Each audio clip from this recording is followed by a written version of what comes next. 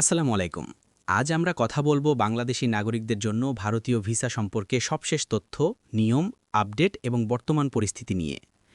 যদি আপনারা ভারতে পড়াশোনা, চিকিৎসা বা পর্যটনে যেতে চান, এই ভিডিওটা আপনার জন্য গুরুত্বপূর্ণ।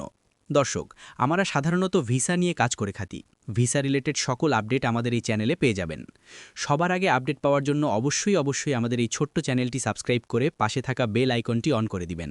আর ভিডিওটি যদি ভালো লেগে থাকে তাহলে একটি লাইক দিবেন। শুরু করা যাক। ভারতে প্রবেশ করার জন্য বাংলাদেশি নাগরিকদের কাছে সাধারণত একটি বৈধ ভিসা থাকা বাধ্যতামূলক।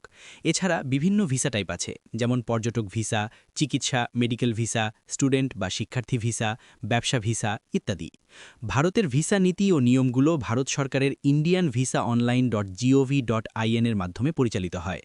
সাধারণ নিয়ম অনুযায়ী ভিসার আবেদন অনলাইন ফর্মে করা হয়। প্রয়োজনীয় ডকুমেন্টস জমা দিতে হয়। আবেদন গ্রহণের পর ডকুমেন্ট যাচাই, বায়োমেট্রিক সহ অন্যান্য ধাপ থাকে। বর্তমানে ভিসা পরিষেবার অবস্থা প্রধান আপডেট। নিরাপত্তা পরিস্থিতির কারণে বাংলাদেশে ভারতীয় ভিসা সেন্টারগুলোর কার্যক্রমে বড় পরিবর্তন এসেছে। ২০২৫ সালের শেষ দিকে ভারতের ঢাকায় ভিসা অ্যাপ্লিকেশন সেন্টারটি কিছু সময় বন্ধ ছিল নিরাপত্তা অবস্থার কারণে। আর রাজশাহী ও খুলনা ভিসা সেন্টার বন্ধ রাখা হয়েছে এখনও পর্যন্ত। দৈনিক সংবাদ সূত্র বলছে, ঢাকায় কিছু নিরাপত্তা পরিস্থিতির জন্য ভিসা সেন্টার সাময়িক বন্ধ ছিল, তবে শর্তাধীনভাবে ঢাকার কেন্দ্র আবার চালু করা হয়েছে, কিন্তু রাজশাহী ও খুলনা কেন্দ্রগুলো বন্ধ রয়েছে। চট্টগ্রামে ভিসা আবেদন সেন্টারের কার্যক্রম স্থগিত রয়েছে অনির্দিষ্ট সময়ের জন্য। ট্যুরিস্ট ও অন্যান্য ভিসার পরিস্থিতি। বর্তমানে পর্যটন ভিসা, বিশেষ করে সাধারণ পর্যটকদের জন্য ভারত সরকার খুব সহজে ইস্যু করছে না।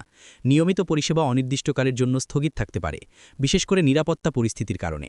এর মানে বাংলাদেশি নাগরিকরা ভারত যেতে চাইলে এখন পর্যটন ভিসা পাওয়ার জন্য অপেক্ষা অনেক বেশি।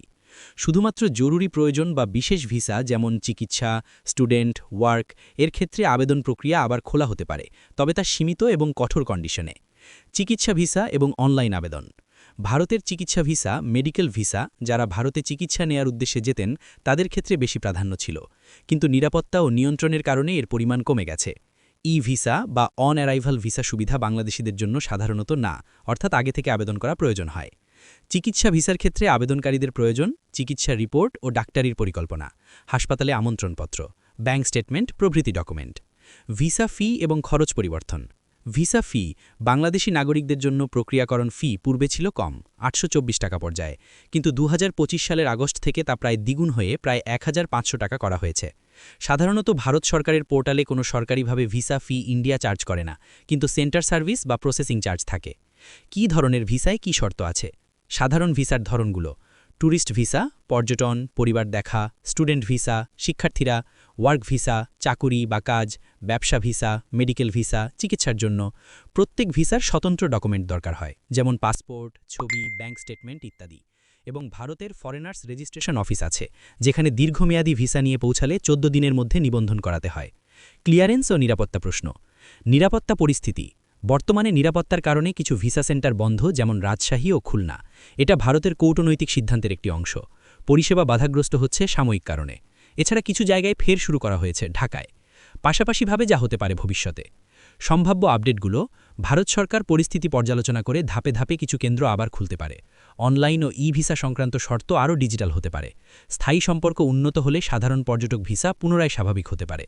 মনে রাখবেন, সবকিছুই পরিস্থিতির পরিবর্তন ও কূটনৈতিক সম্পর্কের উপর নির্ভর করবে। আজ আমরা দেখেছি বর্তমানে সাধারণ পর্যটক ভিসা কঠিন অবস্থায়। সীমিত সংখ্যক মেডিকেল বা জরুরি ভিসার সুযোগ আছে। ভিসা সেন্টারসমূহ কিছু জায়গায় বন্ধ ও সীমাবদ্ধ। ফি বৃদ্ধি হয়েছে। আপনারা যদি এই ভিডিও উপকারী মনে করেন, লাইক বা শেয়ার করতে পারেন। মন্তব্যে আপনার প্রশ্ন লিখুন, আমরা চেষ্টা করব আরও আপডেট দিয়ে সাহায্য করতে। ধন্যবাদ।